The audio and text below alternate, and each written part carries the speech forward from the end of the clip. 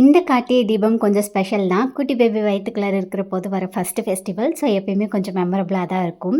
காலையில் குலதெய்வ கோயிலுக்கு போயிட்டு வந்ததே பயங்கர டயர்டாக இருந்தது.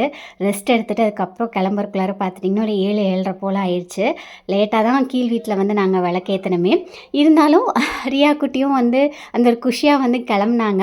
ஸோ அவங்களையும் வந்து கிளம்ப வச்சு 2 பேரும் சூப்பராக வந்து மனசுக்கு ரொம்ப திருப்தியாக வீட்டுக்குள்ளார வந்து விளக்கு போட்டாச்சு.